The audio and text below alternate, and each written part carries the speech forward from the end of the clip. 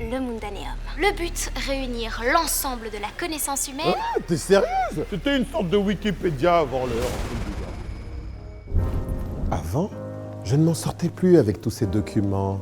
Facture de ci, documents de ça, rappel de ça, tout sur papier. Aujourd'hui, j'utilise ceci. C'est en ligne et c'est beaucoup mieux. Comment ils faisaient à l'époque pour ne pas avoir ça et mettre toutes les informations sur du papier? Oh! Bonne question, Prési. Et pour le découvrir, je t'emmène dans un endroit un peu particulier. Un endroit où on garde depuis des années des documents papier, le Mundaneum. C'est un centre d'archives créé en 1895 par Paul Hotelet, un bibliographe, un spécialiste de la science du livre, et son ami Henri Lafontaine, un avocat. Ils avaient envie de compiler tout le savoir humain dans un seul endroit, et donc pour ça, ils ont créé à Bruxelles le Mundaneum. Le but, réunir l'ensemble de la connaissance humaine en référençant tous les ouvrages écrits par l'homme depuis l'invention de l'imprimerie dans les années 1450. Rien que ça, aujourd'hui, le Mundaneum existe toujours, mais ici, à Mons. Ah, t'es sérieuse? Non, mais c'est quand même un sacré boulot et tout ça. On est d'accord qu'il est impossible de recueillir tous les documents du monde. Il n'y a pas marqué Google ici. Mais on s'inquiète pas, j'ai une solution. Faut tout résumer. Ah, on résume tout. Tout. Ah ben c'est ce qu'a fait le Mundaneum. Entre 1895 et 1934, c'est pas moins de 18 millions de fiches qui ont été créées. Et entre nous, mon petit poulet, je crois pas qu'ils l'ont fait en double. On se doute pourquoi.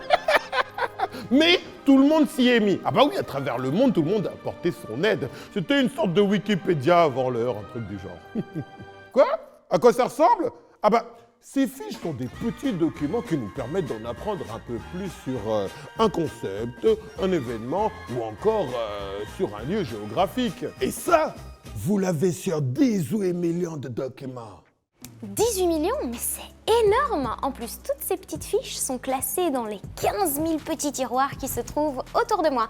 Mais bon, on peut pas y toucher, hein. Déjà pour pas les abîmer, mais en plus parce qu'elles sont classées au patrimoine UNESCO. Et quand c'est classé au patrimoine UNESCO, ben, on peut plus toucher au truc, hein.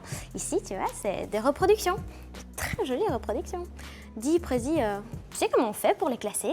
Bah ça, Louana, on les classe en respectant précisément un classement mis au point par Paul Hotelet et Henri Lafontaine. Oui, le classement Hotelet et Fontaine.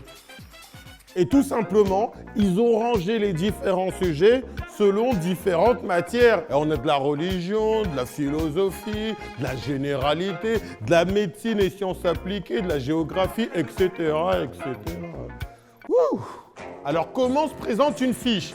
Ah ben, c'est simple, hein. On a ici le nom de l'auteur, la date de l'édition, la maison d'édition, un numéro correspondant au classement d'où se trouve cette fiche et un endroit où retrouver l'ouvrage dans le monde. Tout ce que je dis, c'est qu'avec Google, ça va beaucoup plus vite. Bah oui, Prési, c'est un centre de référencement. Tous les livres ne sont pas ici. T'imagines, il faudrait toute une ville pour ranger tout ça. Chère Louana, excuse-moi d'être pointilleux. C'était quand même le souhait de Monsieur Hotelet et de Monsieur Lafontaine. Ah oui. Créer une cité de la connaissance mondiale. Non, je crois que c'était plutôt une cité mondiale de la connaissance. Parce qu'ils étaient intimement convaincus que la connaissance apporte la paix.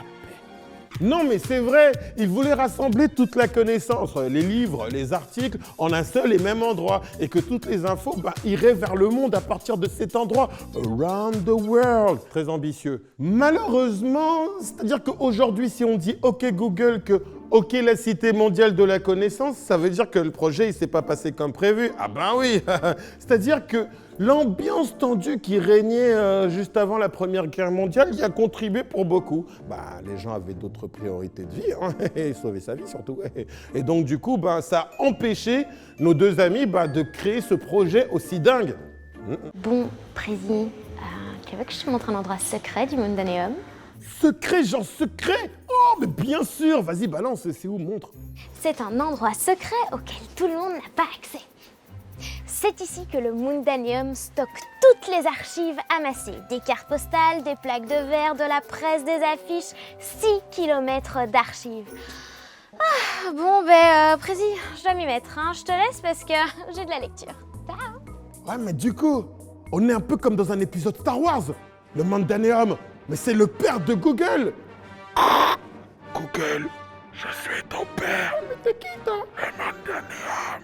Oh, c'est magnifique. Allez, à vous les studios.